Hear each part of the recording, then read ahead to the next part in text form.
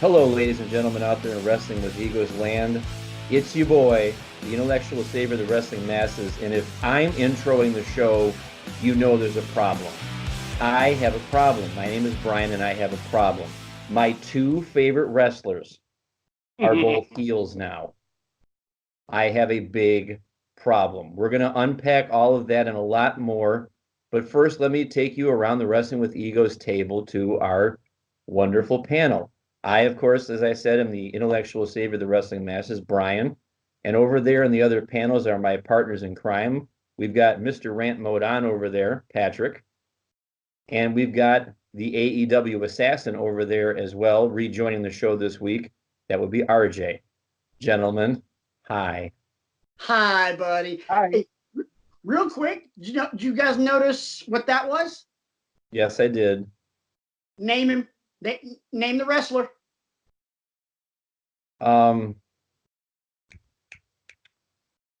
It was his salute every Monday night when they introduced him.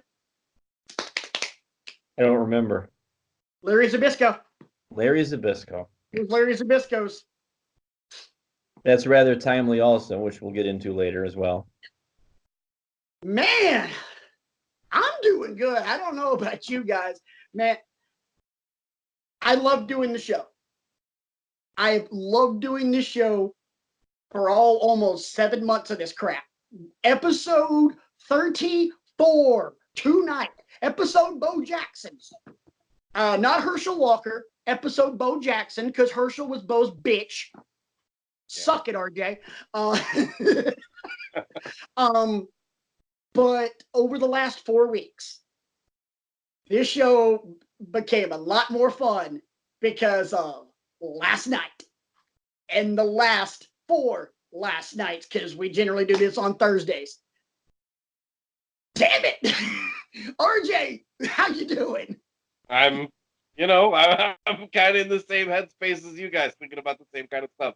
Doing pretty okay. Wrestling's been pretty awesome this week. Yeah. Couple things. And RJ, you missed it last week, so I kind of want to, Brian, I love you. I love you, I love you, I love you. You're like family. But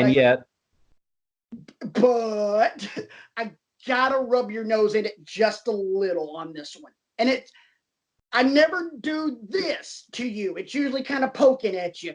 This one I'm being blatant, and I just think it's funny. Number one, RJ, were you able to watch Us in Action from last week? Part of it. I haven't been able to watch all of it yet. All right, so did you notice that Brian, in talking about the talent that was amassed and was being used, he rattled off a bunch of wrestlers' names in WWE. And with the exception of Bray Wyatt, they were all damn people that he freaking drafted.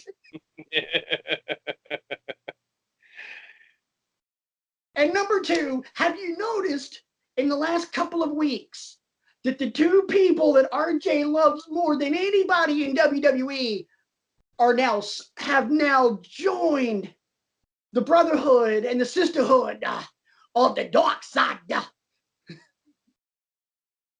And they're heels. Yes, they are. If you love heels on this show, raise your hand.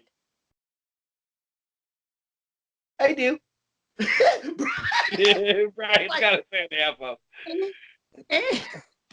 Man, we got a lot to talk about. Go ahead. Yeah. What do I always say though? I mean, and I think this is part of my evolution as a wrestling fan. It used to be so cut and dried with me. It used to be so. I remember, and during the Attitude Era, I couldn't stand Triple H because he always plumbed that line of I'm here to destroy your heroes, and there was never any gray area there. But now I've come to the realization that a lot of the guys that I want to see get the push, and girls too, are heels. Samoa Joe, obviously, heel. Look at how much I love Adam Cole, baby, heel, clearly, and I think that it represents an evolution of me as a wrestling fan to understand that yes, I can appreciate heel work and their importance to advancing a storyline just as much as I can appreciate the baby faces and the conquering hero aspect of it. But we'll get into all that as we go on today. Or after nearly 10 years of friendship with this guy, I'm finally starting to be we are finally starting to be bad influences on this guy. No, let's not go that far. Let's not go printing the victory T-shirts just yet. It's inevitable. It's like Thanos, man. I am inevitable. But you ain't Tony Stark, and you don't have all the Infinity Stones wired to your Iron Man suit there, Bubba. You're not Iron Man. You're just the professor. Anyway, let's get down to brass tacks and get down to business, as the American dream that the Rose would say. Baby, we love the interaction with you guys. And thank you so much for bringing it every stinking week. The mailbox blows up every Friday, and we love it. Keep it coming. Email the show, wrestlingwithegos@gmail.com. Don't forget, you can always check out all the archivals, all the homework, all of the MP3 downloads for the show on our Google repository, which is at bit.ly/withegos. And of course, there's the old Twitter machine. You can hit up your boy RJ at RJ Eman with not one, but two N's. You can hit up your boy over in Camera 3, Brian, at BCrigo15. And of course, the old Reverend of the Rant right here can be reached at, apropos, Rant Mode On. No specialized characters, just boom. Gentlemen, so much to talk about, so much to unpack. Where do you, let's start, as we always do, with cue the whistling, and somehow I need to find this song, that way we can actually do it. The good, the bad, and the ugly. Let's start with the good first, and RJ, since you were not here last week, you get to go first. You're good. I mean, the good is the Finn Balor heel turn. It's the best thing that happened all week. That's the good. That's the good. Right. I'm sorry, RJ, you were not done. I apologize. We're good. All right, Brian, you're good. My good's going to surprise you. And this is a guy that I've been watching now for about 2 months. And I've been low-key impressed with his work, but it's always escaped me to mention him until I saw that Bananas triple threat match last night that preceded Finn Balor's heel turn. I'm going to give some shine to Keith Lee. Keith Lee is out there doing work, and he is, along with other guys of his body type, guys like Kevin Owens, guys like Viking Raiders, and I'm sure there's other guys out there that I'm not mentioning, but he's busting this myth that big guys can't move. Because we grew up in the 80s with, people like Earthquake and Kamala and King Kong Bundy and Andre the Giant. They were land-bound, if you will. If they did a leg drop, it was news. Right. And then along came Vader. Right. Vader was one that smashed that, that conception. And now we've got a lot of guys that are saying, hey, I can move. Right. I might not be as sudden as Rey Mysterio is, but I can move. Right. And Keith Lee, the last month in NXT, has really opened my eyes to his moveset, his talent level. He is my good this week. So big time ups to Keith Lee. Oh yeah, I'll piggyback off that and go a little bit more. My good is Keith Lee versus Dominik Dijakovic. I'm sorry, as much as I admire Roderick Strong and think he is a phenomenal talent. Not really a fan, but I appreciate him. It's not kind of one of those things. He's just not my bag, but yeah, he's good. Last night, you could have gotten Roderick Strong off my damn TV and just given me Keith Lee versus Dominik Dijakovic round 90. Holy crap. Those two monsters just beat the crap out of each other every week, and it's an athletic contest from two dudes that it should not be an athletic contest with. Dijakovic is just this lean, tall monster who can do these impressively athletic things. It's like, imagine if Test, God rest his soul, could actually wrestle one of those things. Test was a good athlete, just couldn't string together two coherent wrestling moves. And Keith Lee is one of those, I would never call him big guy because I consider a big guy like the tall ones. He's a super heavyweight. A super heavyweight should not be able to do the bull crap that Keith Lee does. Should be physically impossible.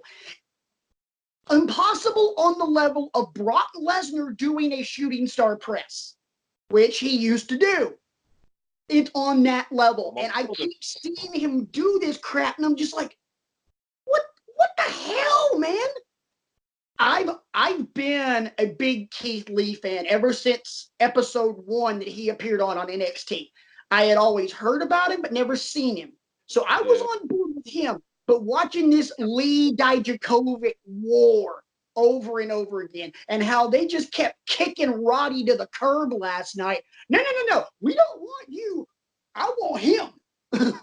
I want the guy I've been beating the brakes off for the last 3 weeks. You know, you get the ass out of here. I remember back when I used to see Keith Lee clips online and wonder to myself what the hell was taking WWE so long to hire this guy, because he has been amazing for a really long time, and he has all the charisma in the freaking world to add to his athleticism. And it's just, I'm so happy that he's getting his shine now, because he has deserved this for quite a while. And he has even stepped his game up in NXT from where he was before that. And my God, he's good. And I kind of picked this up last night. Did he rap his own entrance music? I don't know that I ever noticed that. Like him. Huh. I'll have to check that out. I don't know Leo Rush did his own, but I'm not sure if Keith Lee did it. It sounds like him. That would be it'll be worth a rewatch and just, you know, picking up that part of it and seeing, hey, is that him or is that somebody else? Yeah, but at the same time, it's also worth the rewatch because that match was banging. Bads. How about you, RJ? Everything that involves Rusev and Lana and Bobby Lashley on Monday Night Raw that I don't watch is bad. Yeah. I literally don't watch it. I fast forward through it. Yeah. The worst thing happening. You're bad. My bad we've already known about, but I think it's bad that Velveteen Dream is out for an extended length of time because NXT is going to feel his absence, unfortunately. Oh, I agree. To be completely honest, I think that might be. I honestly, with being out, because I'm not even real sure what the injury is. Is it his back? I'm not sure. But to be completely honest, I think this might have been the last time we see the Dream on NXT. Probably. I think when he recovers, honestly, I see him going to SmackDown. Me too. He's built for Fox. I was just going to say that. Oh, totally. Oh my God, the marketing machine, not only WWE but Fox. Yeah. And the people running Fox's social at WWE on Fox's social media. Hey, buddy.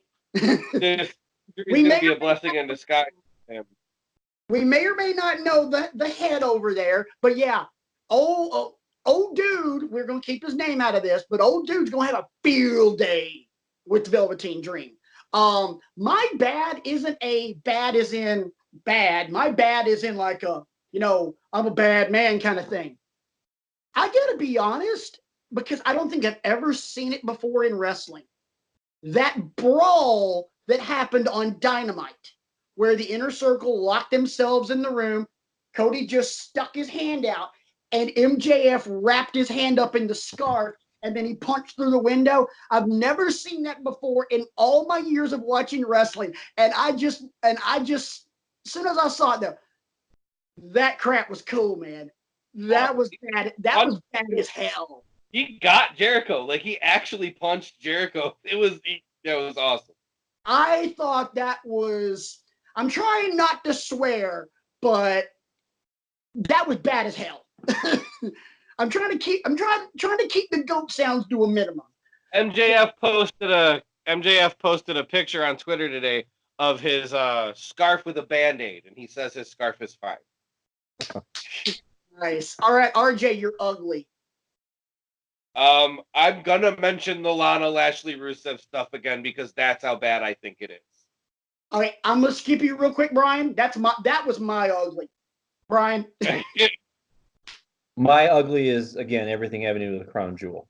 They're not giving me a reason to watch. Not that I would have watched anyway, because I have yet to watch a Crown Jewel or a Greatest Royal Rumble or any of that stuff, because it's contrived. It's just, let's give you a reason to watch, and I'm just not going to do it. I mean, I said this before, I'll say it again. The match, I can't remember if it was the last one or the one before, that Finn Balor wrestled Andrade, where Andrade was painted and Finn Balor was the demon.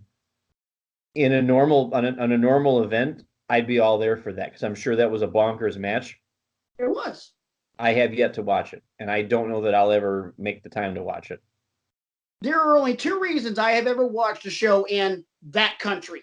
One was for that, and two was because I kept seeing things on Twitter after the Greatest Royal Rumble about Titus O'Neil, and I'm like, what the hell happened to Titus O'Neil? Oh my God, it's Titus O'Neil. Oh my God.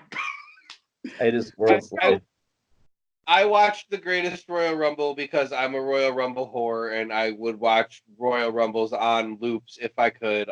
It's one of my favorite things in wrestling is the Royal Rumble, and I am unfortunately going to be watching this Crown Jewel because I don't know if it means anything, but WWE has done a really good job of getting the villain in training invested in this show.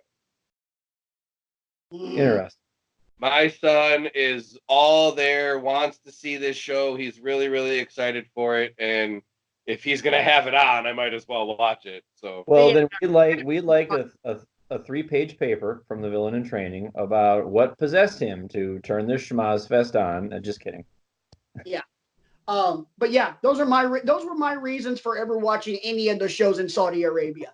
Was I wanted to see Balor and Andrade. I don't give a damn if they were in paint or not. I wanted to see that match straight up, period. And then what happened to Titus O'Neil? Oh my God, is Titus O'Neil okay? Yeah, he's fine. And to this day, still one of the greatest things to ever happen in wrestling. Thank you for suffering at our enjoyment there, Titus.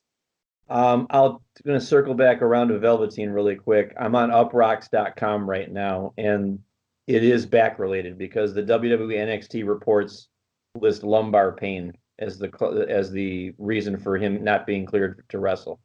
Ooh. So it is back related. Okay. I feel you on that one, Dream. I feel you on that one, man. Problem is, one of us is over 40 and the other one isn't. Other one's under 25.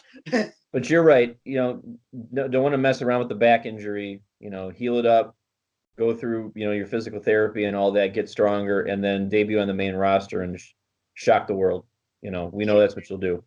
Damn, Skippy. Gentlemen, let's talk some Dynamite, because we had another great Dynamite.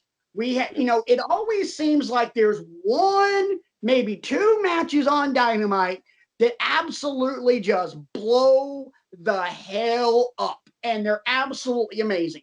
First off, I'd like to point out, first AEW Dynamite where we do not see Darby Allin. They finally decided to give him a night off. Damn you. But a lot of great matches, but the one I loved there were two that I loved. I really liked the SCU Dark Order match. Holy crap, Stu Grayson is just a freakish athlete, dude. Did you notice what JR said about him? The funny line that JR said about him? No. He said he called him Stu. Don't call me Dick Grayson. Yeah. I noticed that. I was like, nice. Yeah. But that match with SCU was great. I maintain what I said last week.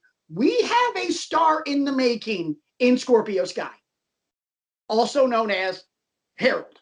That was his name in Dr. Shelby. Yep. Doctor with the Team Hell No, the Dr. Shelby stuff. Yep, his name was here. Yeah, Mrs. Rant Mode on tonight saw saw Kane talking about his life and his, for reasons not yet explained, I have an unhealthy obsession with torturing Pete Rhodes. So good. But I loved that match. I loved the brawl with the Inner Circle and the Elite. But can I be honest? The one thing I loved more than anything, I loved from AEW Dark, that 8-man with Shima and T-Rex and Private Party versus the Bucks and the Rhodes. Oh God, that match was amazing. Okay. All right.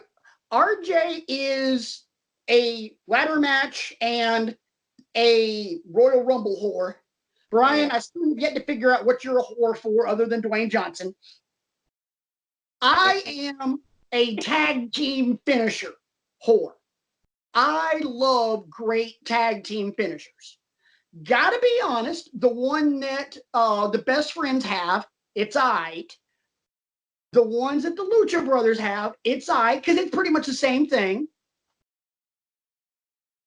The damn, what the hell do they, what is it, gin and juice? Private Party, yeah, it's gin and juice. Holy crap, that is gorgeous. Yes, it is. Saw it when they had their first round match against the Bucks, and just thought, my God in heaven, that is just sexy as hell. And then they had it again. They hit it again with the against the Lucha Brothers, and every time I see it, I'm just like, my God, that is just sexy. I would watch that. That is a move I would watch on repeat, instant replay over and over and over again until I broke something. Kind of like the RKO that Randy Orton hit on Seth at WrestleMania 31. Or Titus World Slide. After a while, that stops being funny, and then you have to give it a rest, and then about 3 months later, you can come back to it. No. The Super RKO and then seeing Private Party hit gin and juice. Oh, no, hell no. I'll watch that crap anytime. I cannot let you mention tag team finishers without bringing up the fact what we saw for the first time on TNT last night. More bang for your buck. Finally, we see more bang for your buck on TNT. I marked out so hard. I'm so glad they finally did it. Yeah. I love that move so much. Those guys have a ton of great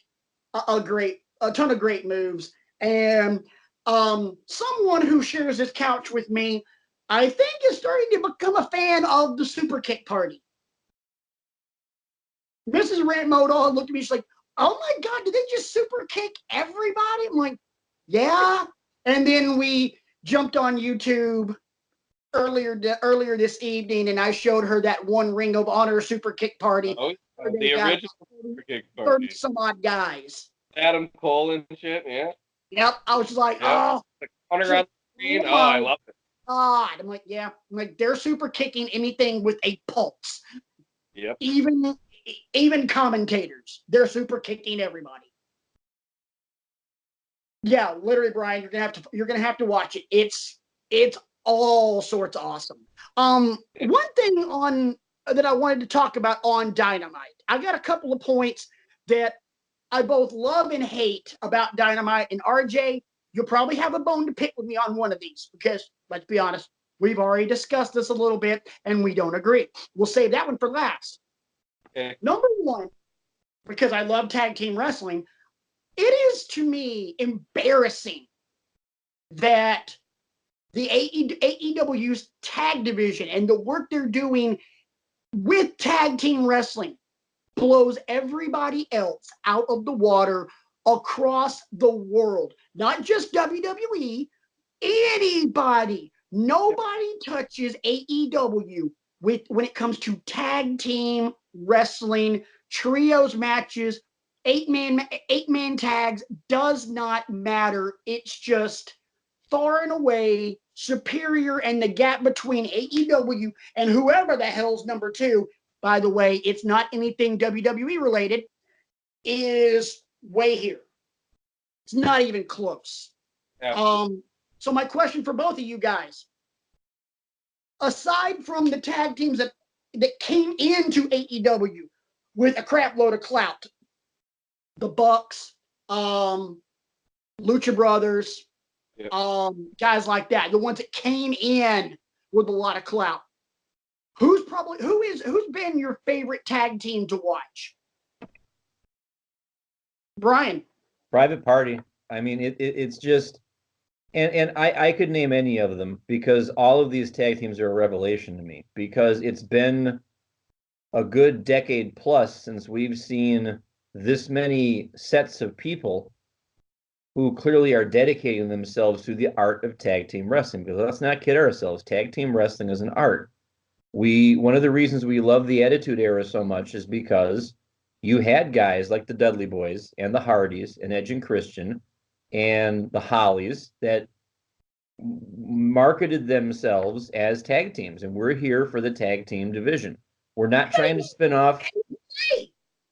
Yeah, APA. We're not trying to spin off right now into I knew I was going to forget something, but we're not trying to spin off right now and become single stars. That's not the end game here. I mean, that'll come later on when we've cut our teeth and paid our dues and gotten a following.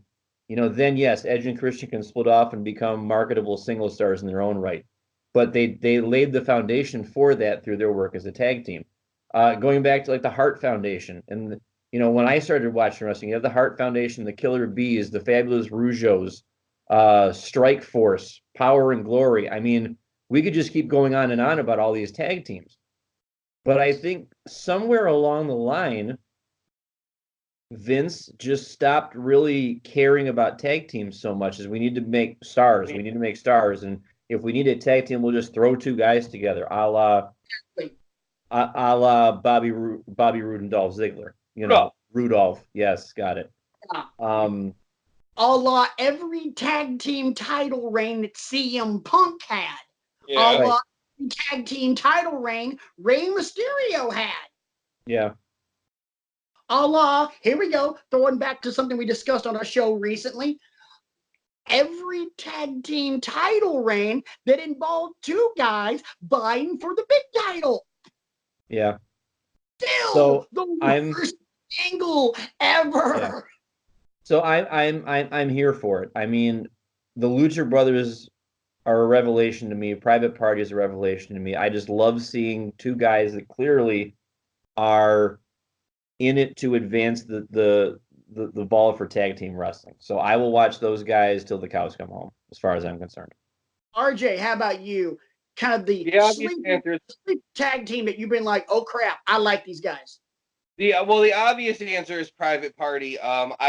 I didn't know them as much as I know almost all the other teams in AEW. I was very, very, very, very familiar with every team that's in the company outside of Private Party before AEW came, and Private Party has been absolutely exceptional. Their timing is off sometimes, but they're still young and they're still learning, and it's national TV, and I get it. Their timing is off sometimes, but they're really, really good. They're absolutely phenomenal. I'm going to give a little bit of shine to the Best Friends, though, because when it comes to entertainment value in a tag team, it's hard to get much better than Beretta and Chucky T. Chucky T is just so over-the-top entertaining, and they can both wrestle really, really well. And then now you throw Orange Cassidy in there with them, and he fits so perfectly with them. And I think as there are so many guys that can go so much in the ring. Like we have the Bucks and we have Private Party and we have the Lucha Brothers and SCU, and they can all just go for days in the ring. And Best Friends can too, but at the same time, they're more, I don't want to say hokey entertaining, but hokey-like entertaining. And you do need at least one team that does that kind of stuff. And I think they do it very, very well, and that they're very entertaining, and that they come off to the mainstream audience very well. And I'm just the Best Friends. You know who you bring up hokey, and I was actually going to mention those two teams as well, both Private Party and Best Friends. So I'll just leave it with this, and then we'll move on to the next point.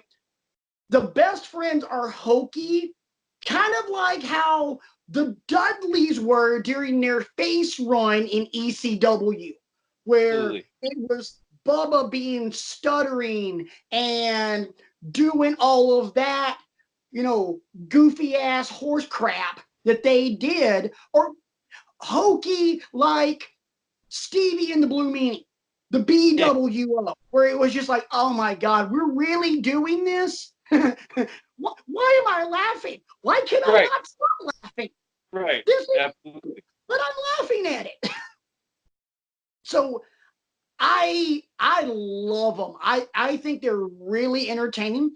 They're not my favorite tag team to watch, but I like them for that entertainment value. And at the same time, they work the cameras so well, because when they wind up for the hug in the center of the ring, and then the camera pulls back, I'm like, oh man, that's just awesome. I always call that the Okada zoom out, because they always do that when Okada does it. It does the rack pullback real fast. Love it. Next topic I wanted to bring up concerning the world of AEW. One thing I love, and this is something that I've never really been exposed to, with the exception of the last 4 weeks. And leading up into it, they obviously were doing this, but it's become a mainstay and a actual part of their presentation, is how much they use YouTube. Not just using YouTube like WWE and Impact and everybody else does. They're putting actual content, in-ring content, hour-long, boys and girls, in-ring content on YouTube for AEW Dark. And there is always at least one match on AEW Dark that is just, damn! Yep. I cannot wait next Tuesday to see what happened last night.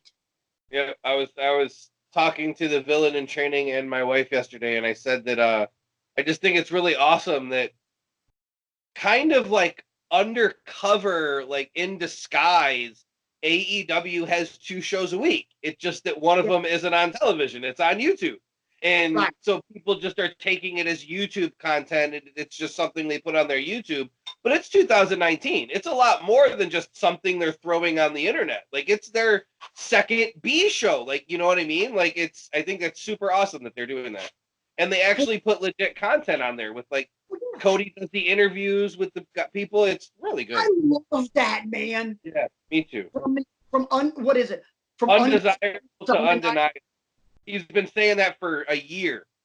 Yeah, I love that, because there are so many people in AEW, because when you look at AEW just from names and not what happens in the box, in the ring, it looks like the island of misfit toys. Yep. And then you hear some of these stories.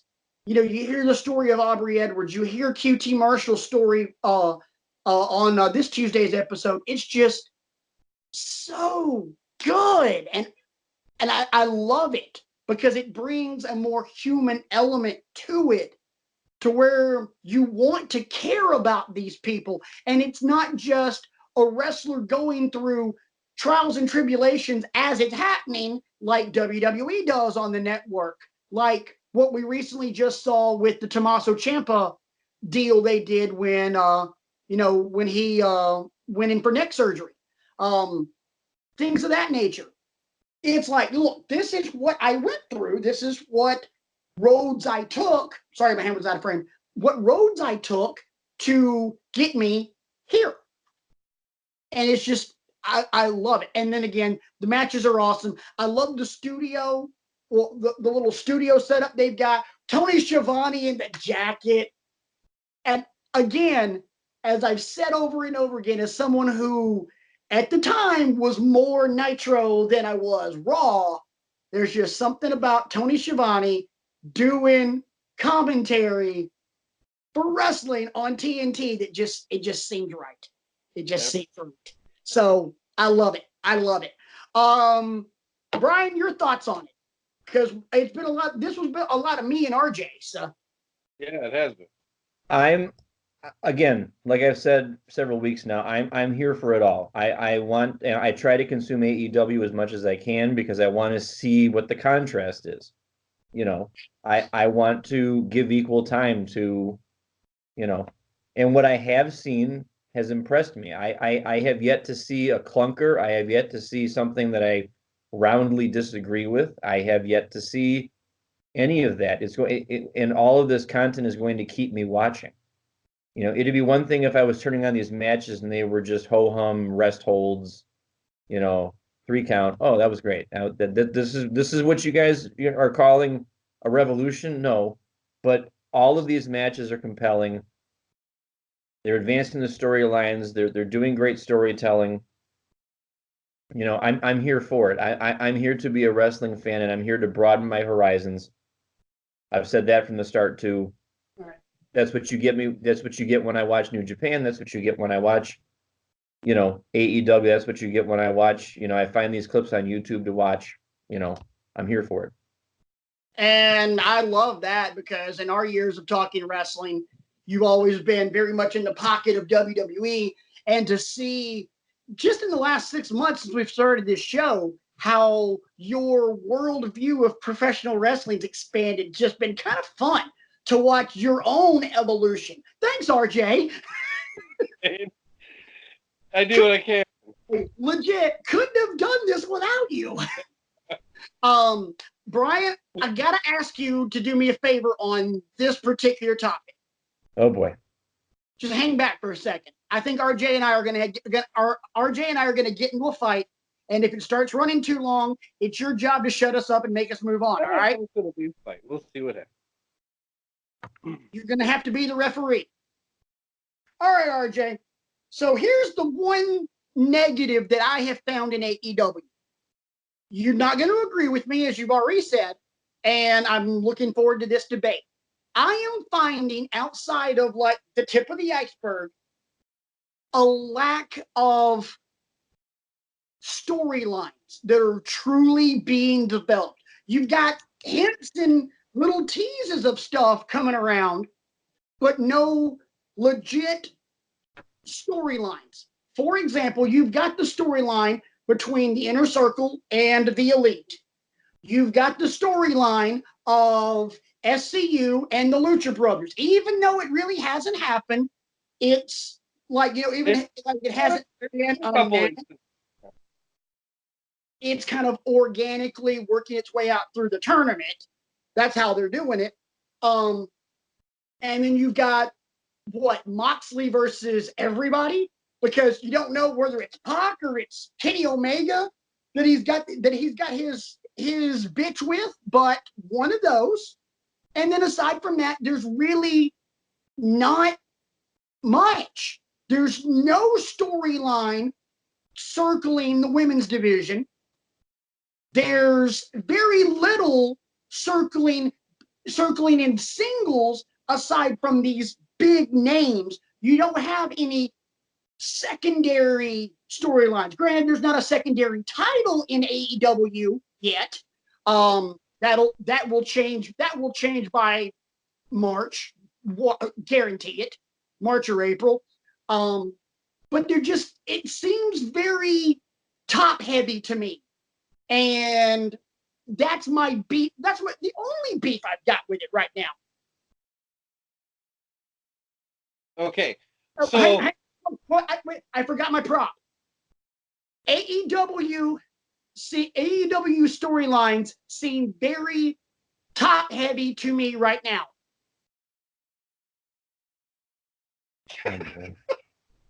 Had to write it on a napkin. Sorry. Wait. that was good stuff. There you go. All right, so I wrote down a list of storylines that have happened, and they're going to be the ones that you're talking about, the here and there and little. But what I'm going to bring up is the fact that they have not had a whole lot of television time to build long-term storylines because they have this tag title tournament happening. They have the tag title tournament happening, so they're doing what they can to put together rivalries in the short term to build a pay-per-view. Now, the first thing that you mentioned was the very, very tippy top, the Inner Circle versus the Elite. I would argue that that is two separate storylines.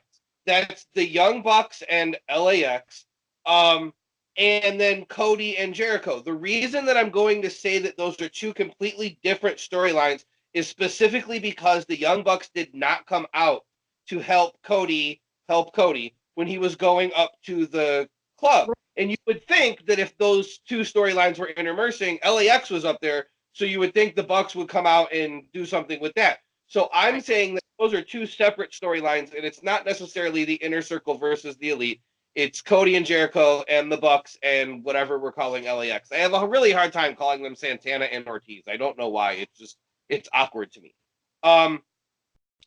We also have, I'm going to throw in a joke one real quick. We have Jim Ross versus actually sounding like he gives a shit about the matches, because he never sounds like he cares about anything that's going on. No. There is one that you probably don't know about, which is kind of for folks like me who Sammy Guevara and Brandon Cutler have an ongoing storyline that's only taking place on Being the Elite, and I'm sure will eventually lead to a match.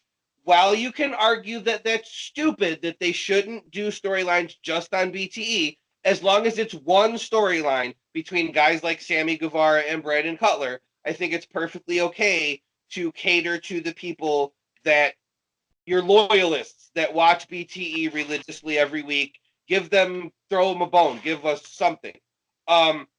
You mentioned Moxley versus everybody. Wasn't it Austin versus everybody? It's the same kind of idea, and he even attacked a referee last night. So we legitimately have had Moxley and Kenny since Double or Nothing, where I was there. We know you were in Double or Nothing because you ended up on Being the Elite. Oh my God! I did. So Omega and Moxley's literally been building since then. That's absolutely a long-term storyline. While Omega has had other things going on with Pac, and Pac has had other things going on with Hangman, and Moxley has other things going on with Pac, and that's all intermersed together. The main two have, since all of this, have been Hangman and Pac, and they're going to have a match at Full Gear at the pay-per-view. That's been a long-term storyline that's been building since before TNT. And then we have Omega and Moxley, which has also been building way before TNT, since Double or Nothing when Moxley showed up. And then we've had Kenny showed up and beat him up at a interview. And then Moxley put him through the glass table on Dynamite. And then Kenny showed up with the barbed wire broom and the barbed wire bat. And then Pac put an end to that before anything could happen. So the Omega Moxley thing has been building. Hangman Pac has been building for a really long time. But a lot of it has been building. The reason that you're only seeing little bits and pieces of it on Dynamite, I feel like, is because the bigger things that have been happening with those storylines, is specifically Hangman and Pac, have kind of happened before TNT. On the other Fyter Fest and whatever indie show, I don't remember, whatever indie show they wrestled on. I don't remember. But was it Rev Pro? I actually don't. I have no idea. That's been going on for quite a while. So they have been using a lot of their television time to tell you who these people are. Like Dark Order gets a vignette, and Jimmy Havoc gets a promo, and Darby Allin gets a promo, and there's vignettes about Pac being a bastard, and then we see stuff about Hangman, and oh my God, if they tell me Britt Baker's a dentist one more fucking time, I'm gonna start throwing stuff, and you see, you see. No, seriously, you need to hear this. Brian, don't do it. No, I've just been handed this news item across the Wrestling with Egos news desk. Did you know that? Never mind. I won't do it. I don't want to get yelled at. They're doing a lot of character building. Darby gets the promo, and I feel like they're giving you the main storylines right now. Think about who they are. LAX and the Bucks. People know who they are. Cody and Jericho. People know who they are. Moxley and Omega. People know who they are. And everybody else is kind of unknown to a lot of people. So they're doing a lot of character work to build up, because if they give you, it's the exact opposite of what WWE does a lot of the time. WWE will just take this guy and be like, you're fighting, and here's some made up reason why you're fighting, and it's stupid and thrown together in 3 minutes, and we're supposed to get invested in these storylines with these people we don't care about. And You mean Bobby Lashley fooling around with somebody else's wife? absolutely. Okay. Absolutely that. That's I feel like through the first 4 weeks, there has been a lot of storyline other than just the Cody Jericho Omega, our Bucks and LAX, specifically because they're doing a lot of it off before TNT, and then they're just doing the little bits and pieces on Dynamite to keep it up through the pay-per-view. And they're doing those little bits and pieces while they're making you care about Riho, and they're making you care about Britt Baker, and they're making you care about the Dark Order, and the Best Friends, and Private Party, and Darby Allin, and Jimmy Havoc.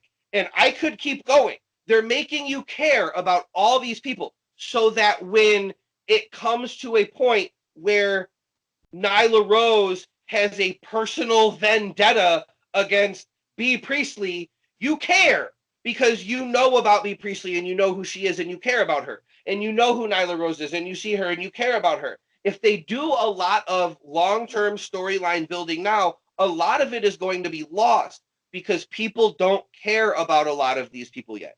And I think that they're being very, very smart in using the majority of their television time to build up and make other people known while also giving you storylines with people that you already know who they are and you're already invested in them, while getting you invested in everybody else. And it's only been 4 weeks, and eventually we're going to get to a point where all these people that we're learning about are going to have personal issues with each other, and it's going to be more of a television show than just a pay-per-view card every week. Right. Brian, you got something? Yes. First of all, big ups to RJ for that very coherent and thought-provoking argument. Whether we've swayed Mr. Rant Mode on over there, we don't know yet. We'll get that in a minute. But I would argue, well, I'm not going to argue. This isn't really an argument. I think what we're witnessing here is all of the work, like the legitimate work that goes into building a promotion. Because let's not have any preconceived notions here that AEW's hard work is over with. It's a daily grind to say, okay, I want a wrestling promotion and here's how I think it should happen. Well, you got to be thinking the business all the time, and while Patrick, you're sitting there craving all these storylines, RJ is kind of letting you in on the inner workings of it. And, if you only have X number of hours of TV time, you have to get other avenues out there to do it. That's why you use your YouTube, and that's why you use your AEW Dark, and that's why you use social media, and that's why you use public appearances like at Comic Cons and things like that to try and keep advancing the train a little bit and advancing the train a little bit more. And that's why I also, Patrick, I'll take exception with how you proposed it before as the tip of the iceberg. If you're saying all you see is the tip of the iceberg, you're allowing for the fact that there's a whole bunch of that iceberg you haven't seen yet. It's there, you just haven't seen it yet. So maybe your analogy might not be correct in the way you're trying to say it. Like this, if I'm hearing you correctly, I think you're saying, okay, AEW, this is all you got? Because it's kind of slim pickings Whereas RJ is outlining this treatise of things that they're trying to do. So it really is an iceberg that you haven't seen the tip of yet. And you'll see it eventually when the water recedes. But, so Yeah, what's I it gonna get, I get what I get the point. And honestly, tip of the iceberg might have been the wrong analogy. But the one, and I guess this is kind of become my thought process is due in part to what I've always been exposed to. Because ask yourself this, we're all roughly around the same age. When was the last time that we, as intelligent wrestling fans, basically when we became teenagers and beyond, 15, 16 to now, to the last 15, 20 years? Because, when we're kids, especially in the 80s, that crap was real. But in the last 15, 20 years, when's the last time you saw a start-up wrestling promotion get this kind of buzz and this kind of TV time so quickly? I'll beat you to the punch. The answer is never. ECW didn't get this. Impact, or TNA, Impact, whatever you want to call it, didn't get this because for the first year of their existence, every weekly show was pay-per-view. ECW did not get this. Ring of Honor did not get this. When Nitro launched, WCW had been around for eons. In its however many stages, whether it's the territories or Jim Crockett or whatever else. And all of those storylines were there because there's an anthology of history inside that company. TNT's, well, I'm sorry, WCW's history is the NWA. WWE has its own history. Everything else built its own history, all these startups, TNA Impact, Ring of Honor, blah, blah, blah, blah, blah. Dragon Gate, Rev Pro, Chikara, the list goes on and on. They never had the exposure that All Elite has right now. So they're literally hitting the ground running. And I guess for people like me, I'm expecting to see at least a semblance of what I'm used to seeing over there, because these guys all have history and this is what I'm used to seeing, but AEW has no history. So I guess I'm just not used to literally watching history unfold on a week-by-week basis. Does that make sense? It There's- does. It does Okay. make sense. That They've makes sense. they pounded the table, and the alternative word is thrown around all the time. It's an alternative to what you normally see. Is they're going to do something different than what everybody else has ever done? Alternative, alternative, alternative, alternative. It's the only word Cody ever freaking says. Right, and I get that.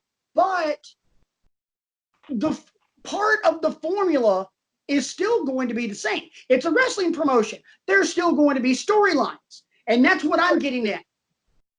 I'm gonna start watching, let's say right now, I have never in my life been exposed to New Japan Pro Wrestling. I'm going to start watching New Japan Pro Wrestling right now. So I'm going to start watching all these guys, and I'm going to see that the man is this Okada guy. Wow, he's really good. I want to know more about him. I can go find out more about him by watching older stuff from said promotion. I can't do that with AEW, and I'm not saying that's a downside. I'm not saying it's a downside, but for the lazy wrestling fan, because let's be honest, there are a lot of them that do not want to put the work in, and that's why we're trying to help you, boys and girls. Brian, give me a second, I'll get to you.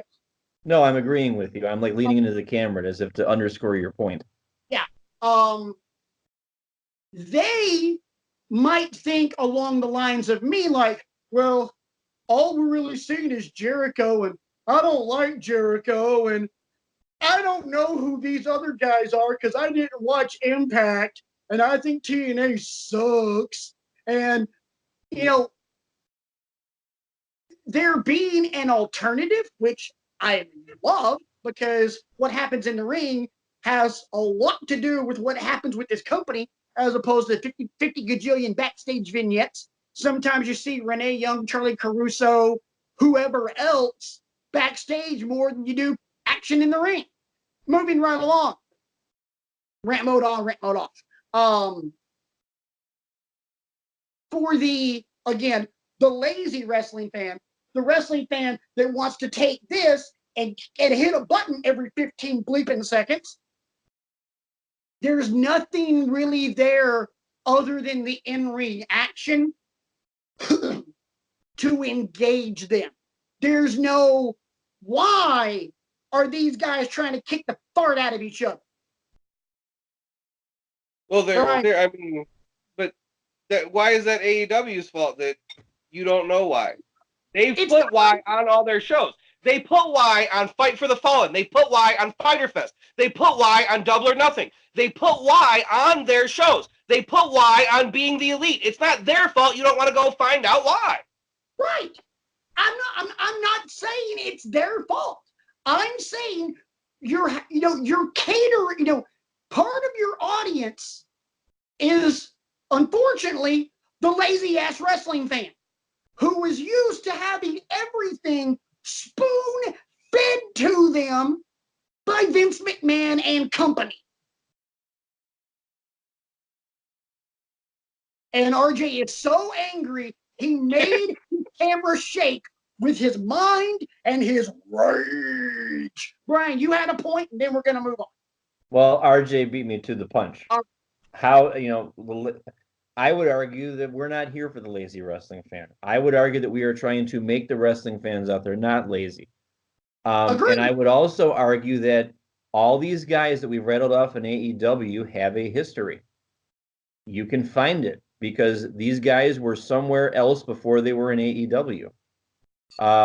Correct me if I'm wrong, but the Lucha Brothers were in Lucha Underground, correct? Yeah. Or AAA or whatever the case may be. All the above. Underground, yeah. You can find it. You can find them there. Omega, Bucks, New Japan. You can find them there. There's, yes, it requires some digging, but sometimes boys and girls, you got to roll your sleeves up and get your hands a little dirty.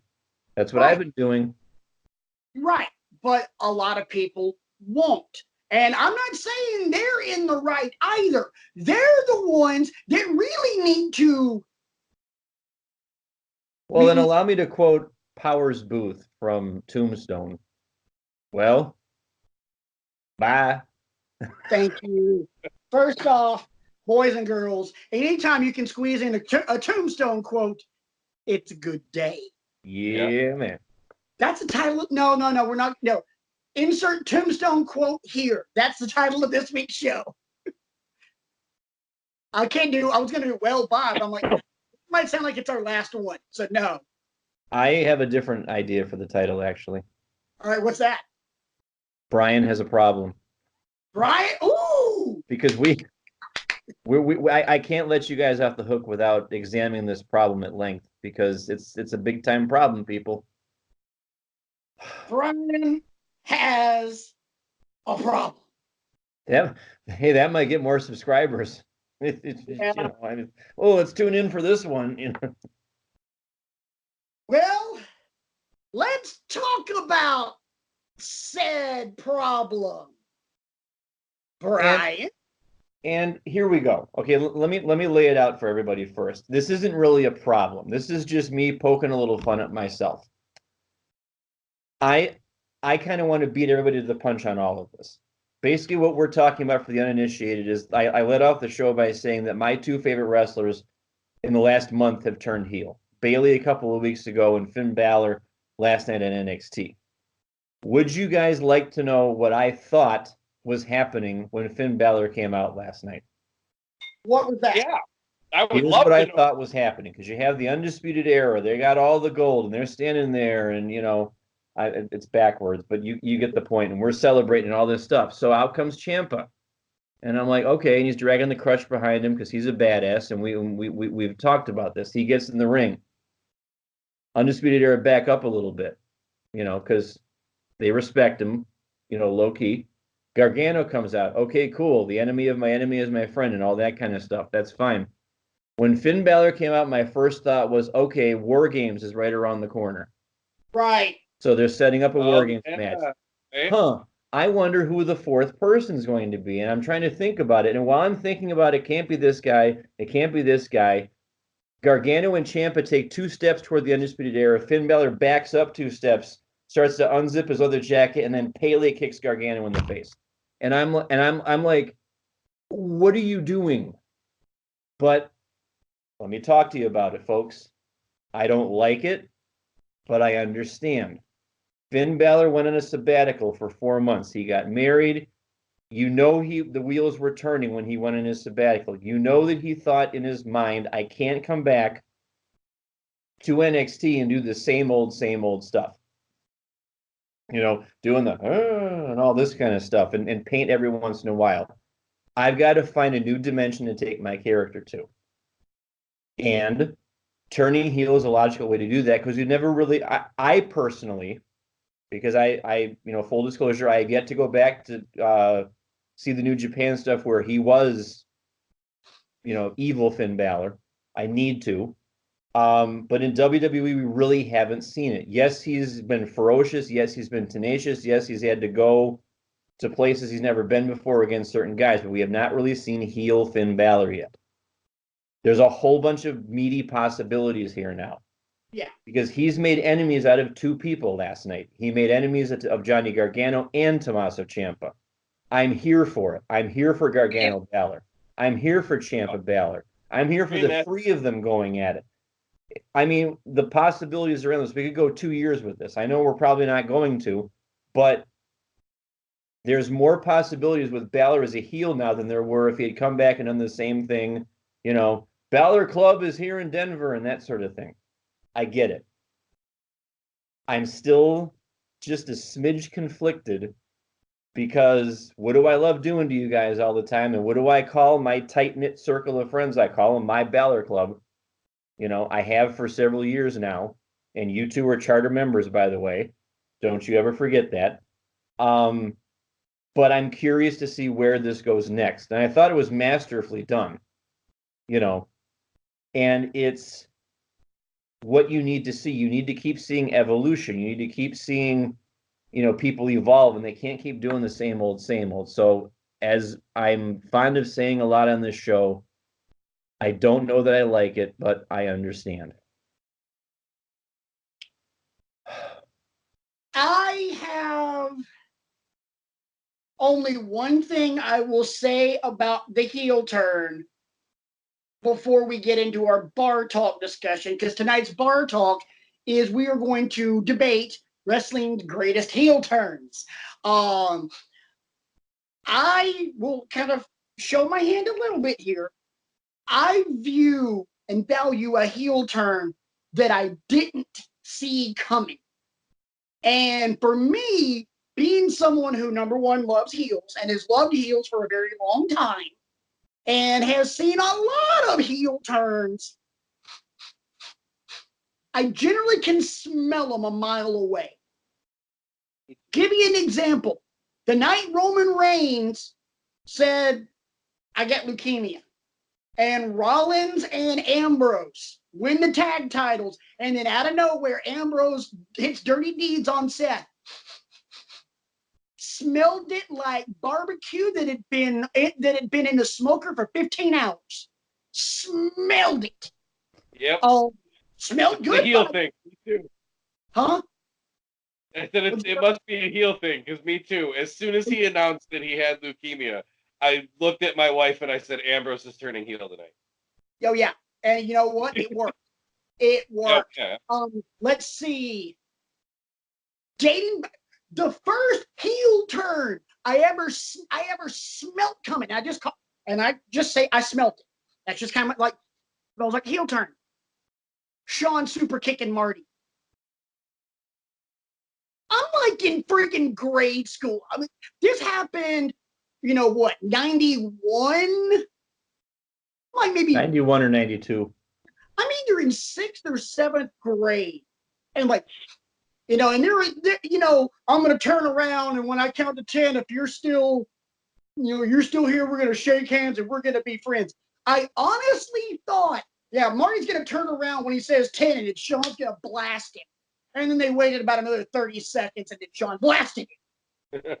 I didn't call it, but I smelt it. For me, a great heel turn catches me off guard.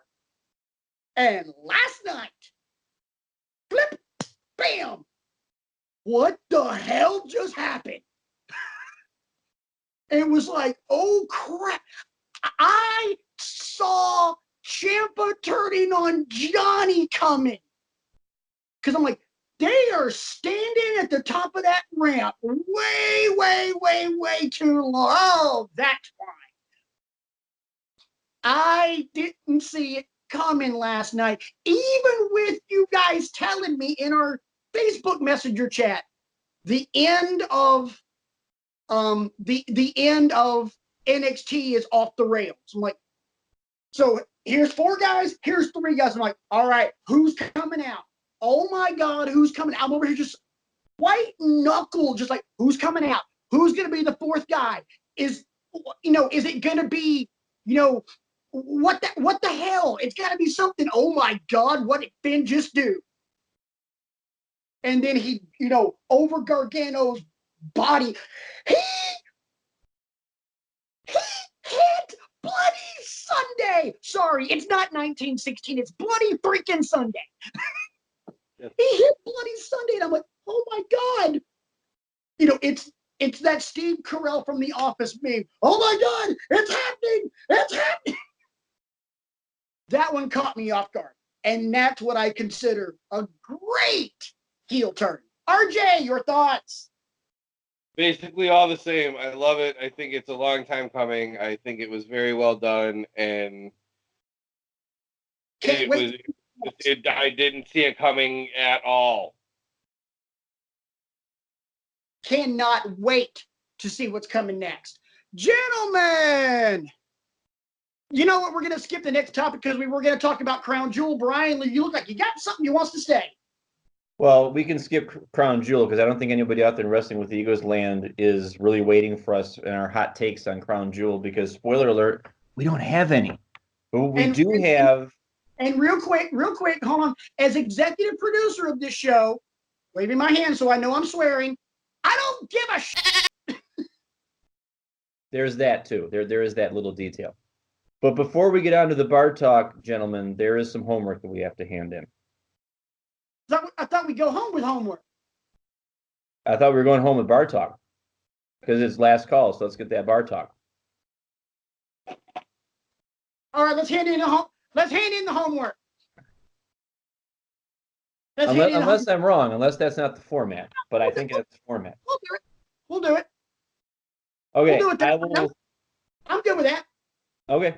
I will remind the people out there in Wrestling with Egos land what the homework was because I finally have an accurate date for it. This is SummerSlam from the year 2002, which was a bonkers event, by the way. I forgot all of the great matches that were on this. I queued some of them up after I rewatched the homework. But this match is the kickoff match of SummerSlam. Not in the kickoff show because that was back in the days before kickoff shows, boys and girls. This is Kurt Angle versus Rey Mysterio. Gentlemen, the floor is yours to react to this bonkers match. RJ, you weren't able to watch, right? I was not. My week has been unbelievable. Oh, yeah. Okay, fine. Well, yeah, we knew that. All right, so here's mine. I'll go ahead and start with my grade. B-. Good match. I have seen both guys have better. And for me, since it was Rey's pay-per-view debut, if memory serves correctly, it was a very good pay-per-view introduction for WWE as to who Rey Mysterio Jr. is. I will never call him just Rey Mysterio. He is always Rey Mysterio Jr. Kiss my ass. I I thought for Angle and Mysterio, there were too many blown spots for me. There was too much sloppiness. And when you sift through that sloppiness, it was a very formulaic Kurt Angle match. You know, a couple of attempts at the ankle lock, couple of high spots, locking the ankle lock, drag him around the ring, cinch it in, tap. Still though, solid damn wrestling, and watching Angle keep up with the speed of Mysterio, which back then was still blistering speed. Kind of like Rio now, just it was very fun to watch that because it was a cat and mouse game almost. But again, very formulaic. And God bless America, Kurt Angle's gear was ugly as hell. I mean, that stuff was hideous. Barbershop Quartet, Kurt Angle. Singlet with the vertical red stripes. Oh, yeah. That was ugly, yeah.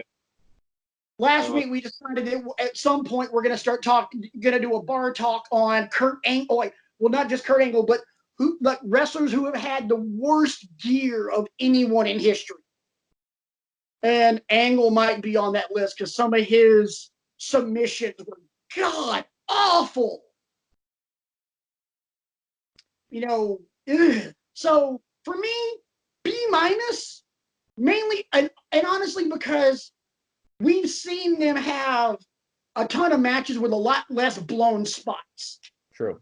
So I take off copious points for that. Right. RJ, don't sweat it that you couldn't watch this week because you do have a homework pass you can use. Everybody gets some homework passes on here, so this will not affect your letter grade in any way. Hooray. I give it a B+. Solid work. Spectacular beginning with Ray like kind of kicking Angle and leapfrogging him and kicking him in the head to start off the match from behind.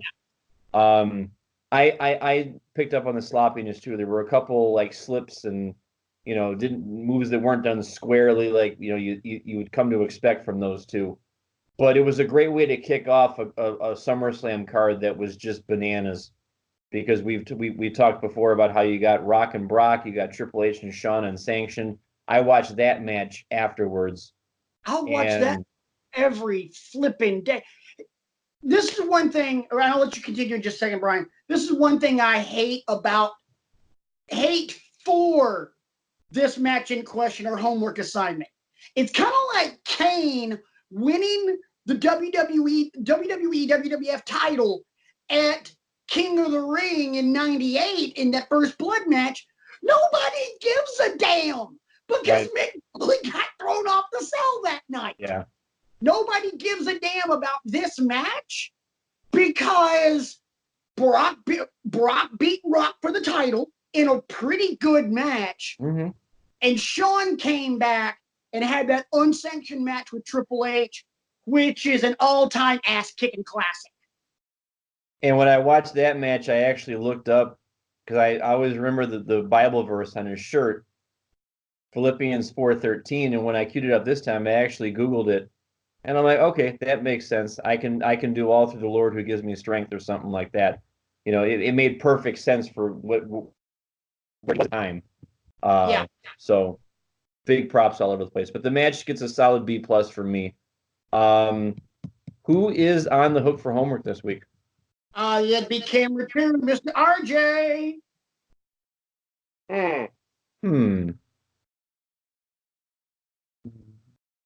Do we need to come back to you? Yeah. All right. Do some bar talk and we'll close the show with RJ's homework assignment. So there we go. All right, gentlemen, bar talk tonight. It is last call. Grab your beverages. There is no alcohol in my cherry Coke, unfortunately. Yeah. Tonight. By the way, I'm drinking something that I'm not sure how I feel about. Cinnamon Coke. Yeah. I saw that. I'm like, that just sounds god awful. if it's ice cold, it's good, but when it's at room temperature like this is now, because I've had it out for about an hour, it's some work. I don't know that I'm going to buy another 12 pack, but I'll try anything once. All righty. Happy fall, everyone. Now, happy fall. You know, I'll stick with my cherry coke. Don't you dare give me anything pumpkin spice. I'll slap a son of a you know what. Anyway, bar talk tonight. We are discussing wrestling's greatest heel turns. And so here's how we're gonna go. We do all have the cards at the ready. Yes, no. We do need a maybe at some point. Not really. Hang on, Brian. So what? Well, I'd like to ask a clarification because you just said heel turns. I thought when you first put this bar talk out there, you said heel and face turns because I have both. Okay, we can do that. Okay, just check. Yeah, heel, turning heel or turning face, like the greatest turns of them all. So you're gonna get a couple seconds. Name your turn, make your point, and then the other two will just chime in whether we agree that was one of the greatest or not. If we disagree with you, we get a little rebuttal. We move on. I would like to go first, if you don't mind. Of course you would. Oh, just kidding. You know what? Fine, Brian. You know what? I had to try it. I know it. You know what? For that, RJ, you get to go first. That's fine. It's variety is the spice of life. It's Yep. Well, the heel turn I'm going to go with one that you mentioned before, the heel turn that introduced me to heel turns in my childhood was Sean and Marty. That was the first one that I ever saw. It's still probably my favorite one. It was so well done. And you mentioned earlier, it seemed like it was happening. And then a minute later, it happened. Like after you had taken the breath and been like, oh, phew, it's not going to happen. Bang! He kicks him and throws, like, oh my gosh. It's like, hey, we're in October. It's like a horror movie. Oh my God, he's going to die. He's going to die. Michael Myers is going to get him. Okay. Phew, he didn't die. Bam! Yeah, absolutely.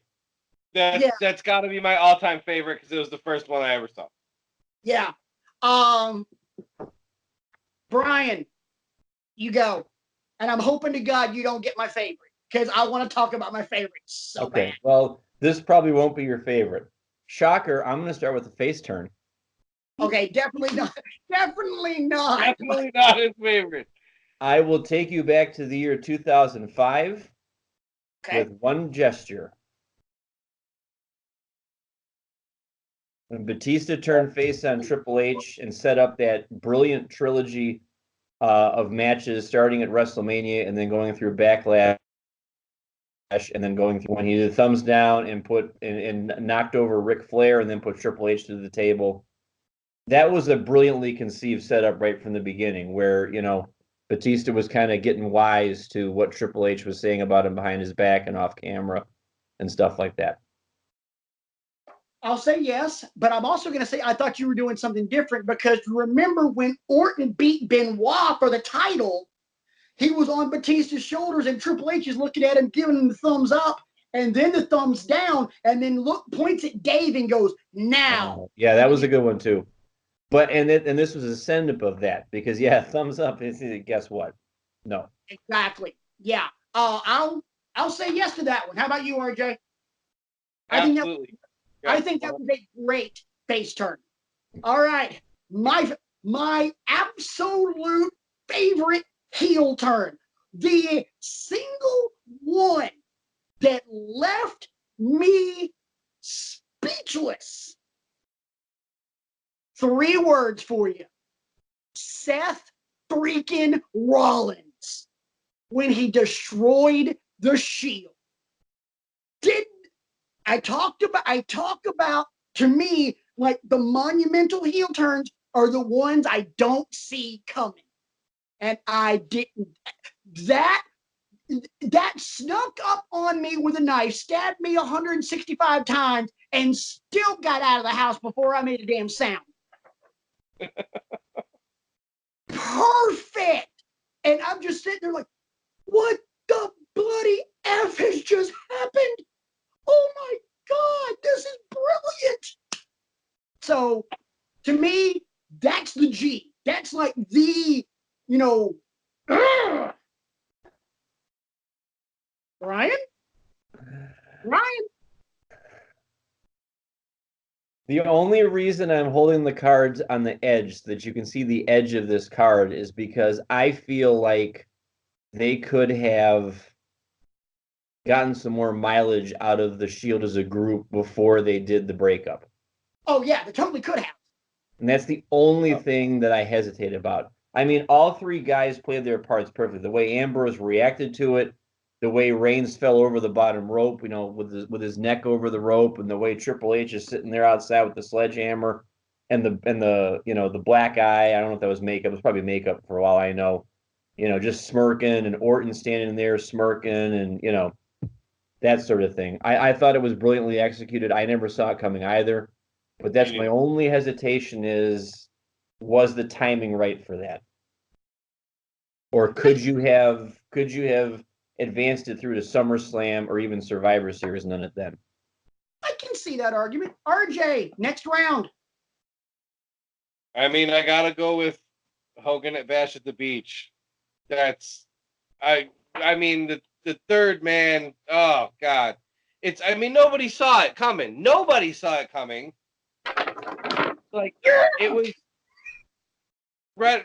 I mean, red and yellow turn. Oh my gosh, it's of all the heel turns that I've ever seen that I didn't see coming. I may have been being naive at the time, but I mean, like, I don't know that anybody really saw what happening. Like, it was, like you said, the best heel turns are the ones you don't see. And Hogan came out and I was like, awesome! All right, our guy's coming out to make the save. And then he just drops the leg and then gets trash thrown at him for 20 minutes. And oh my gosh. And real quick, first off, I didn't see it coming. That's the other heel turn that rendered me speechless. But instead of me going, oh my God, this is brilliant, like I did with the Shield heel turn, with Rollins heel turn, I'm sitting there thinking, what the F have they just done? Oh my God, this is suicide. But here's Change the game. No idea. It was, again, we talked about it on this show. That moment and the Montreal Screwjob are the two most important moments in the history of professional wrestling. One for the positive, one for the negative.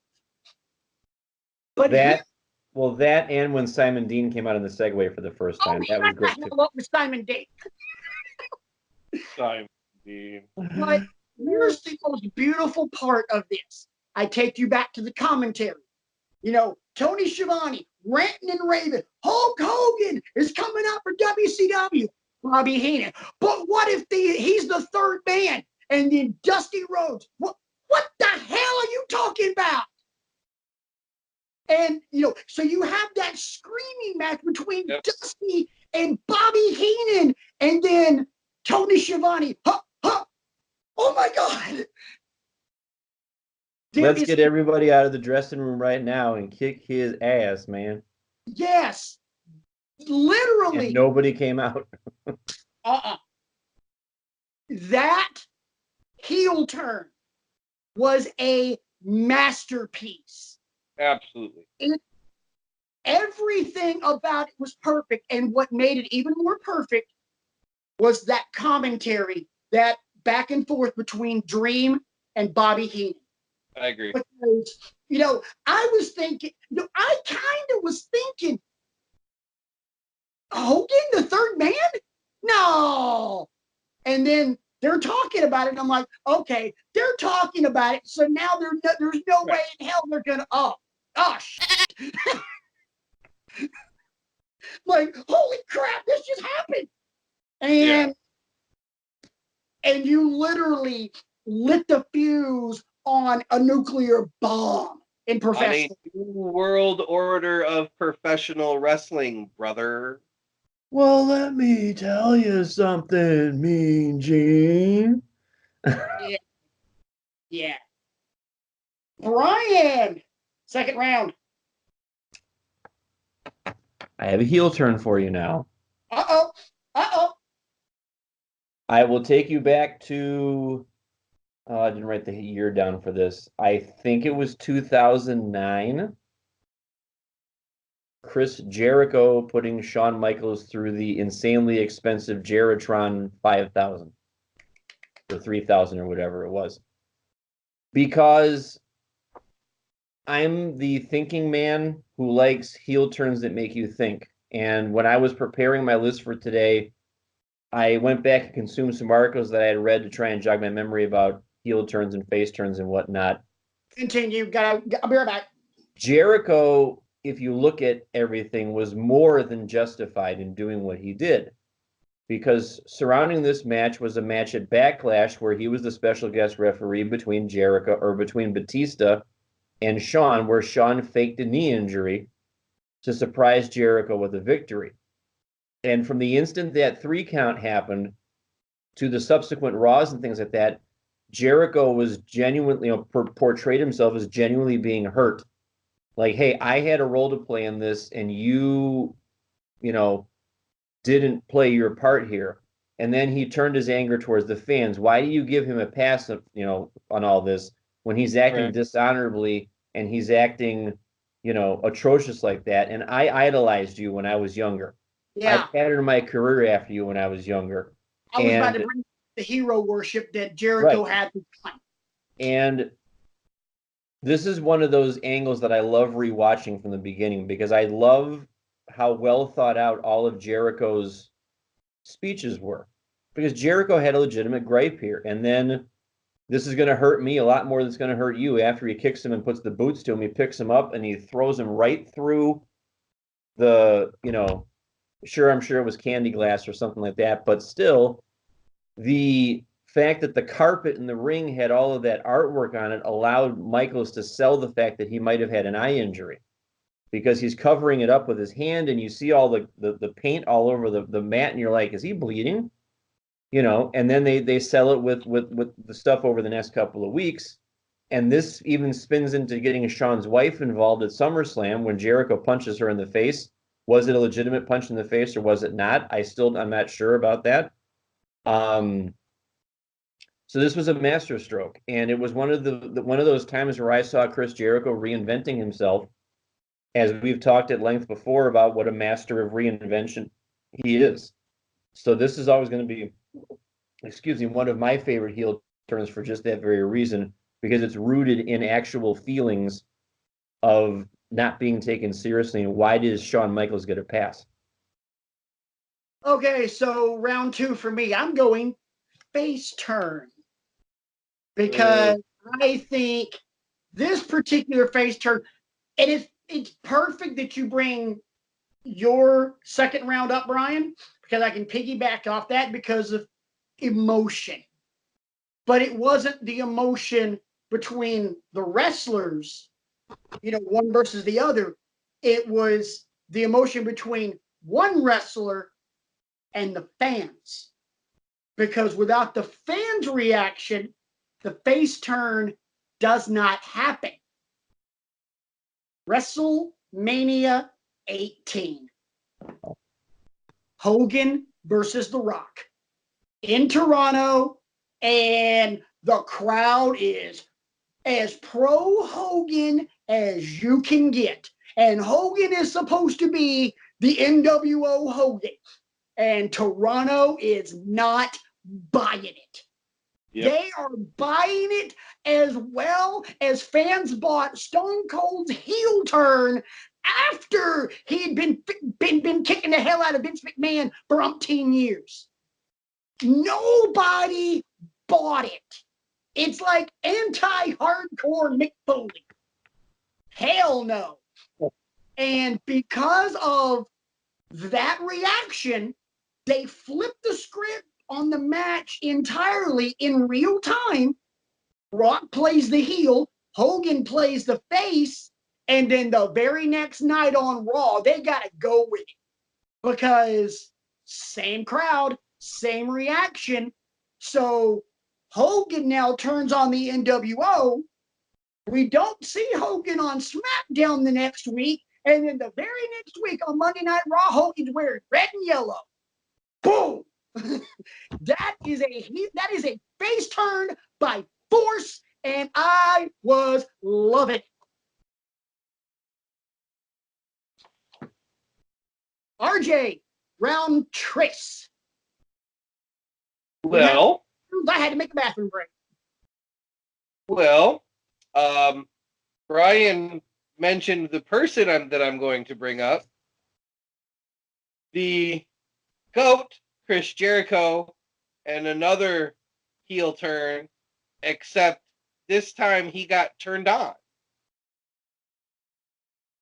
The Festival of Friendship might be my all-time favorite turn because the way that it was done with the list of KO was unbelievably good. The way that Jericho played it in particular, why is my name on this? And then he turns around and sees, and with the whole build up to everything. And my favorite thing about it, I think, is that for probably months, everybody saw it coming. So yes. WWE, Chris Jericho in particular, played with you, made you feel like a fool. This is it. This has got to be it. Boom, that's not it. They're still best friends. Oh, well, this has got to be it now. Nope, they're not best. They're still best friends. Oh, well, this is the third time they're going to go with it this time. Nope, they're still best friends. And they did it 5 or 6 times where you thought, this is it. This is where Jericho's going to turn on KO. And then when it finally happened, it was KO turning on Jericho, and it took forever for it to play out. And I think that it was so well done. Even though you saw it coming for months, the way they pulled it out and stretched it, and then the actual that night was fantastic.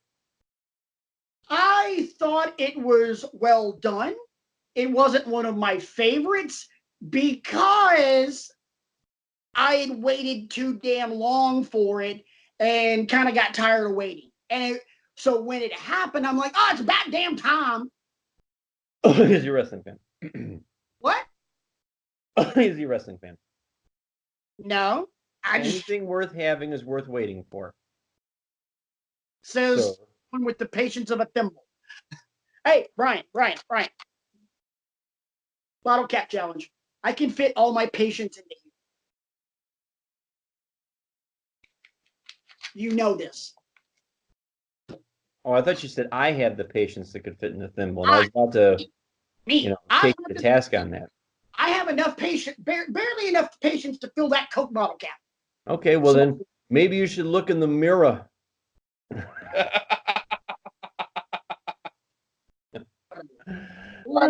Brian, round 3. We're gonna call it after this round. Okay. Well, then I better get this one out there then, because all of my heel turns I have down in red, and all of my face turns I have down here in green, but I have my favorite turn of all in blue, because it's the only one on my list that involves a 2 for the price of 1. Okay. WrestleMania 13, Bret Hart and Stone Cold Steve Austin, the double turn. Yeah. Brilliant match. Again, if y'all haven't seen it out there in Wrestling with Egos land, get your network open and queue it up, because it's worth a watch. Time. If you haven't seen you haven't seen Stone Cold and Bret from WrestleMania 13, I have a question. You call yourself a wrestling fan?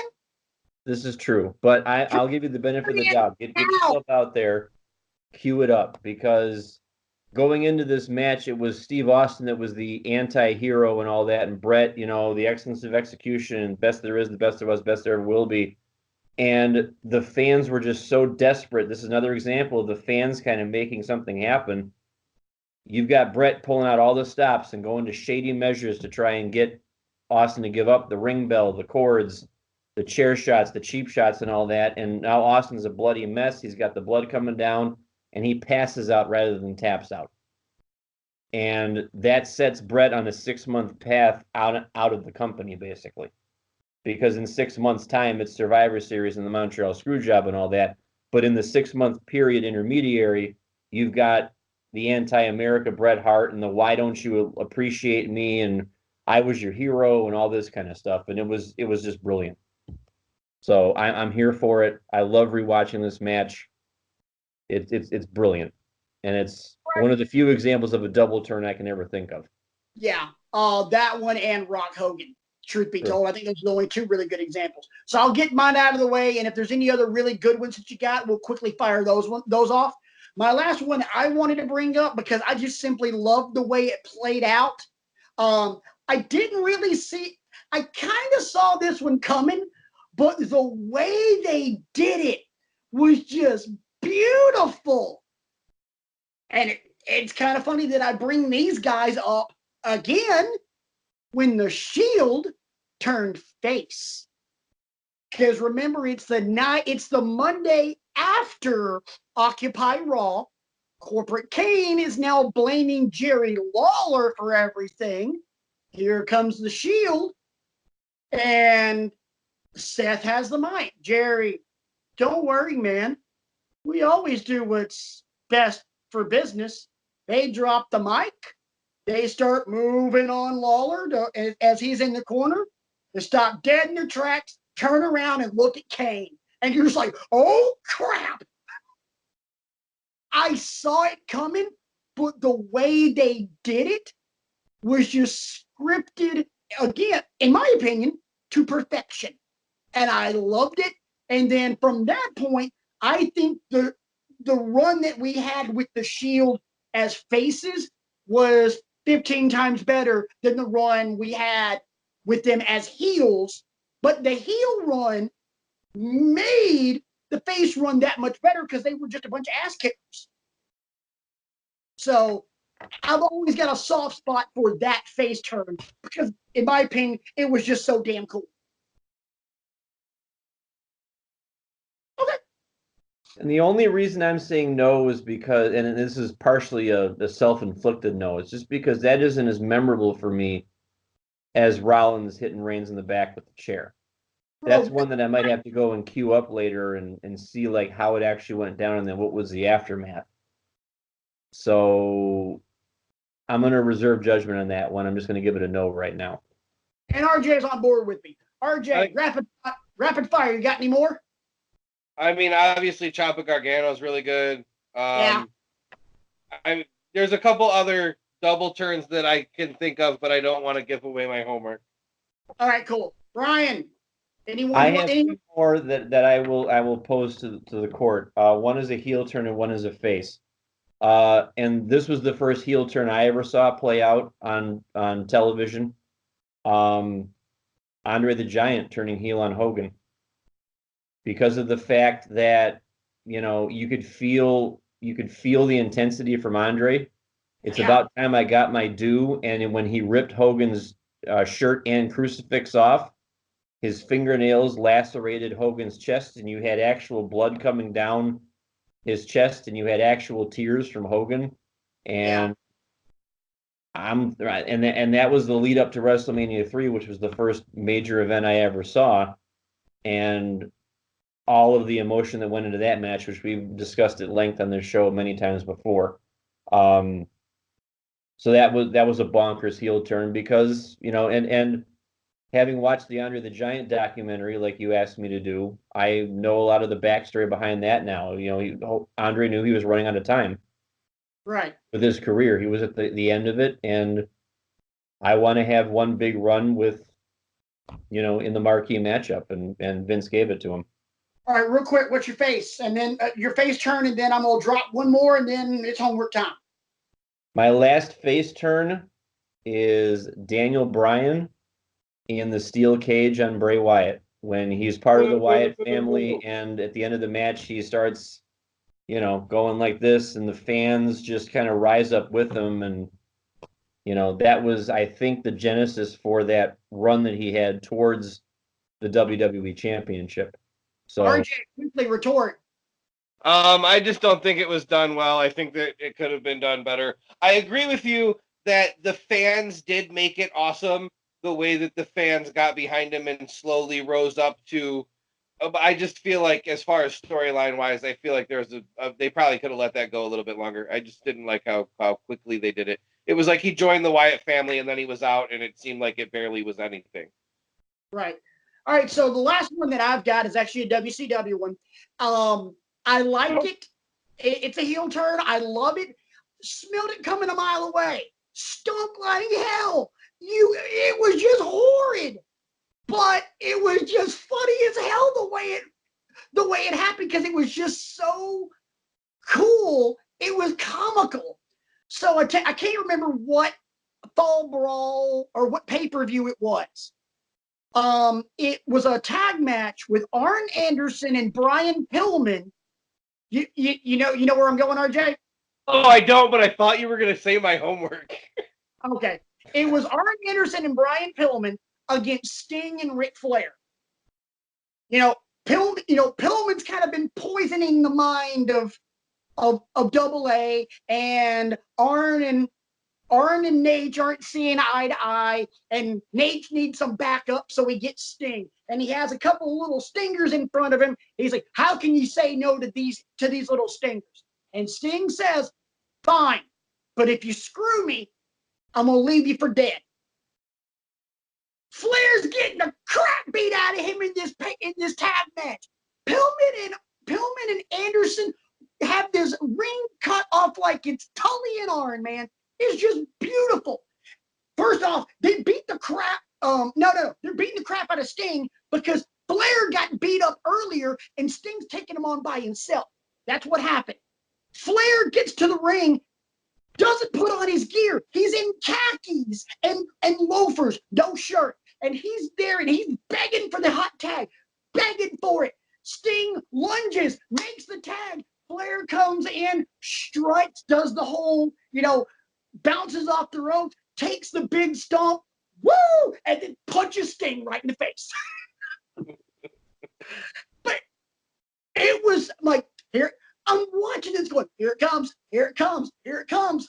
Boom, and it's just House of Fire Rick. Just, he's just pumped up, hits the ring, woo, hits the rope, strut, bam! And I was just like, oh, that was awesome. To me, just seeing it, I get excited talking about it because it was just so freaking fun. I'm like, man, because it was like, to me, I just see it. I can see it in my mind, just like, oh man, they just totally suckered his dumb ass in. That is just fucking hilarious. Ah, yeah. Yeah. Woo! Bam! RJ, what's homework? All right. So we're talking about heel and face turns, so that got me to start looking up matches that have a double turn to kind of give themed homework. The obvious one to go to would have been WrestleMania 13 between Austin and Bret Hart. I decided, because it was so obvious, and I do have that one written down as well, but I decided because it was so obvious, I'm going to give a less obvious one. I am going to take you back 20 years to WCW Uncensored 1999. You Ric can't give us the Flair. King of the Road match again. Ric Flair versus Hollywood Hulk Hogan. If I do remember correctly, and I obviously didn't just watch it or anything, but if I do remember correctly, there is a some sort of vignette that will explain to you what is happening in the match. It's you'll see. I don't want to give too much away because as soon as you turn it on, you'll recognize it, Patrick. All right. As soon as you turn it on, you'll know what it is. I can't think of what it is. What's the match? Flair and Hogan.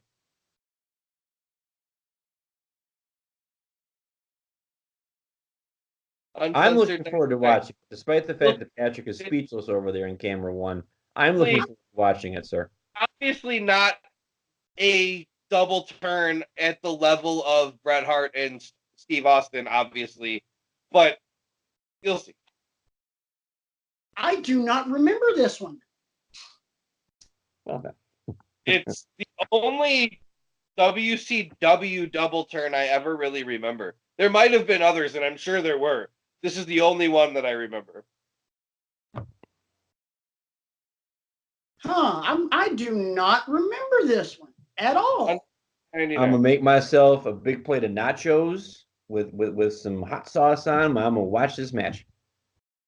Here we go. Well, I will too, but I'm just like, I don't remember this one.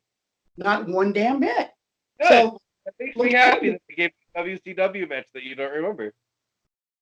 yeah, because keep in mind, this is also 99, and at this point, I'm starting to check out of WCW because at this point, WCW is starting to suck. Yeah, I'm not giving you this match because it's A+. All right, I'm kidding. Like, No. Yeah. WCW was not known for its amazing main events toward the end of its run, right. unless it involved Booker T. Sucker. Sucker. All right, gentlemen, before we get out of here, any final thoughts? Yeah, tune in next week to see how I'm still coping with being a fan of heel. I don't know how I feel about that, but Tune in next week when Brian says, oh, one thing I did forget to mention. Remember last week how I said that I was recognized as one of WWE's top fans? Well, you can't stop me. You can only hope to contain me because this week I was recognized as one of the New Orleans Saints top fans. So yeah, 2 weeks in a row. Doing that work. well, I'm definitely not being recognized as one of Auburn's top fans because I said in the forum that Auburn was going to lose to LSU by 30 on Saturday. They will. That's Oh, yeah. not how you earn top fan status, sir. You need to. That's how, boys and girls. That's what's called being a realist. It is. It definitely Word is. of the day. That's the word of the day, boys and girls. The more you know. RJ, final thoughts. If people aren't watching AEW Dark, they need to be watching AEW Dark. Amen. He speaks Amen. the truth. Yes, and if you want to see good college football this weekend, don't watch Auburn and LSU. But you can check out Ohio State and Wisconsin at 12 noon on. That won't Fox. be good either. Hey, this is how Good for this me. is how bad this is how bad I think Auburn LSU is going to go. I'm not watching. Well, I hope that the Tigers make you regret that decision. I do too, and you know what? If I end up regretting that decision, I'll admit it. I'm like, hey, I didn't see it coming. I didn't think we were going to win that one. All right, I'm not going to claim that win because I didn't have faith in them. They won. All right, War Eagle. So that being said, we're going to get out of here for these two crazy jackasses that I do this show each and every. You're a jackass and you know it. If you're a jackass and you know it, clap your hands. Brian? Can't make me. He's in denial, boys and girls. He'll come around. We promise. For RJ, for Brian, I'm Patrick. This has been Wrestling with Egos, episode number 34. And until next week, that's our story. And we're sticking to it. Why did I do the sound effects? That sounded stupid. I don't know, man.